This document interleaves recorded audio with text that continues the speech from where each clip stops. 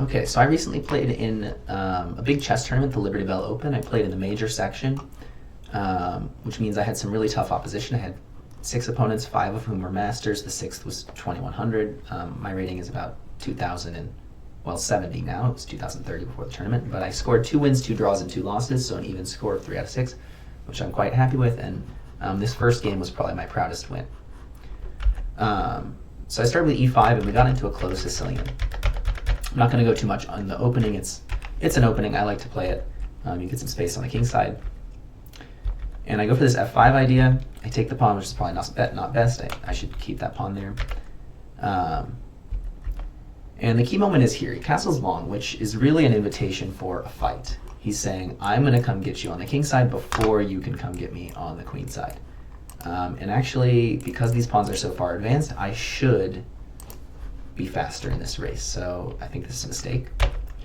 I go knight g5, which is probably not a good move because this knight becomes a target later on and allows his pawns to advance with tempo. But then I have the correct idea, which is a4. Point is, I want to take here and open up the a file. And after he pushes, I retreat my knight to b1, and I will later potentially get this c4 square and also potentially get pawn c3 to break. He gets to kick my pieces back because of my earlier mistake with knight g5. And then he goes queen c7, which is another kind of mistake. I think he should just go h5 here, and it's probably very complicated. I would go c3. He might go h4, but then I go d4, and then if he moves this knight, I take. So maybe he goes something like this, or maybe he takes first, and then goes here, and then tries to go here. It would be very complicated. But he goes queen c7, which means I'm going to be a little bit faster in this race. I go c3. He takes because he doesn't want me to open the c file. And after h5, I go d4. He moves the knight, and I go queen e2. Important move. He wants to go f5 here so that the knight is defended from my queen, and then he can play h4 and h takes. But queen e2 prevents f5, because if f5 takes, he takes with a check. King takes, he takes back, and I take his bishop. And maybe it looks like he's getting some counterplay here, but after queen takes, g5, check, and king h1, the queen is actually defending this knight, so he's not winning the material back. And maybe he has some attack, but I'm not seeing it. It would still be complicated for sure. But he retreats the bishop back. I take the open b file, and he plays e5. Kind of makes sense. I might be wanting to play this move myself, and if he takes, I take, and my queen might be threatening some stuff on the a8 square. So he blocks that up. I try to double on the b file. Rook h6 makes some sense as a defensive move, just getting on the 6th rank. He gets his bishop out the way, and I go knight c4, just bringing my pieces towards his king. He goes rook e8, and now I play an important move, d takes c5. Point here is the queen cannot take because the pawn's defended by the bishop, but if the knight takes, I simply have check. Now, if he takes with the rook, I'm winning the exchange. And if he moves his king, I'm winning the queen with a discovered check here. So the pawn cannot be captured. And furthermore, I'm threatening a fork on d6 against the king and rook, so black's in trouble here. He plays bishop to e7, seemingly defending the fork, but I play it anyway. Now the point is he can't take with the bishop, because now check, the bishop's blocking the rook's vision of the queen. Now if bishop blocks, I just take with the rook. And if the king moves, I take the bishop first, then I take the other bishop with check, and I'm just winning way too much material here. So he has to give the exchange here. Rook takes d6, pawn takes, queen takes, and now I get 2 extra pawns. So I go check, he goes here, I go takes, he has to bring the knight back, so the rook's hanging, and if he moves the rook, the bishop hangs, and then I get a 2nd pawn. So I'm up 2 pawns and a rook for a knight, which is definitely winning advantage. Should be easy, but it's a strong opponent. He puts up very strong resistance here. Doesn't make it easy to convert. He goes bishop here, I go rook b3, and I go bishop a2. This threatens mate in 2, like if he does nothing. I have a check, knight takes, checkmate, classic ladder, or not ladder, staircase. Not staircase, no, it is ladder. Yeah, ladder mate. But he defends it with rook e7, and I give this check anyway, because again, if the knight takes, I can either take the bishop with check first, or probably take the knight with check first. The king moves, then I would take the bishop. So he doesn't take, now I have to move my queen back, and he goes here.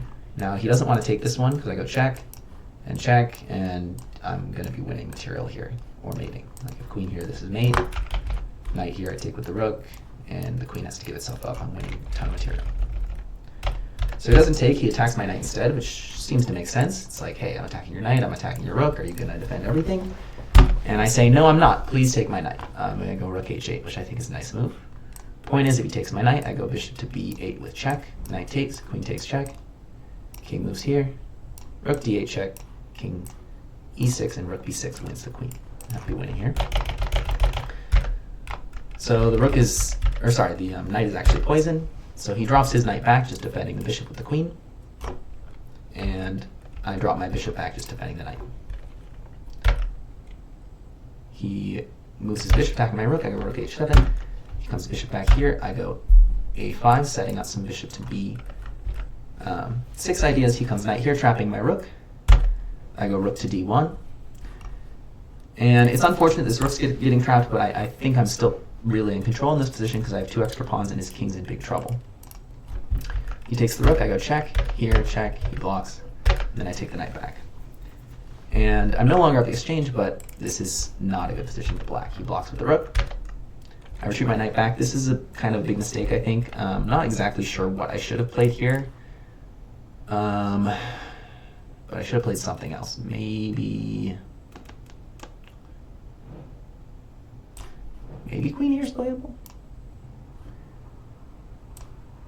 Can I get away with this? No, I don't think so. So if I take,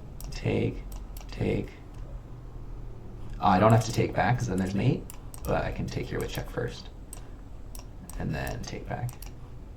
And I'm piece in the end game. So maybe that's playable, not sure. But the move I played is just bad because it allows a fork. And I have some tactical ways of getting out of it, but it's risky. I go knight e6. Point is queen can't take because I just take back and the bishop's pinned.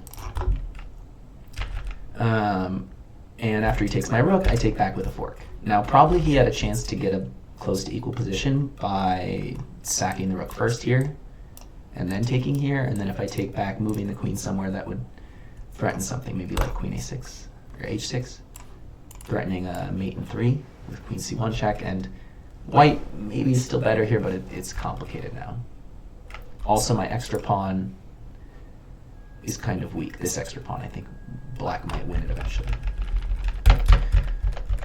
But anyway, he doesn't go into that. He goes here. I think he was thinking he has some queen c1 check, and then the bishop can't block, and the rook takes my queen. But of course, I just take the rook. And so now, if he gives queen c1 check, I just block with bishop b1. Moves the knight. I give check, and come to c5.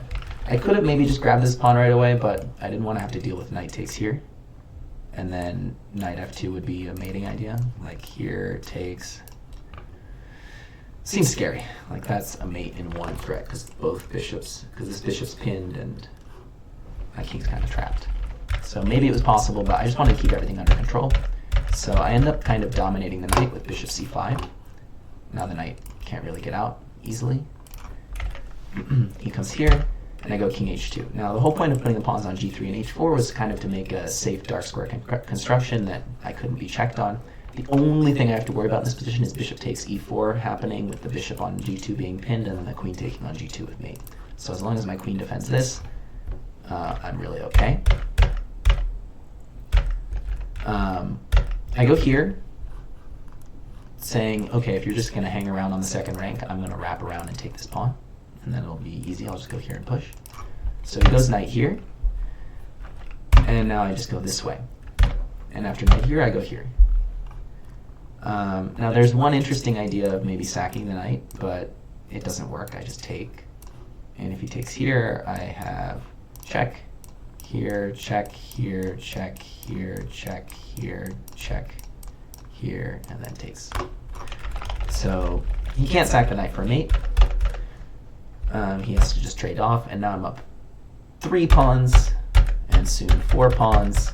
I start rolling them, and eventually, I'm threatening a queen. He goes here to defend the h6 move, but then queen d5 check forces the queens off the board, and he actually resigned in this position because this endgame is completely hopeless for black. So that's how I won round 1 and had an overall good tournament after that.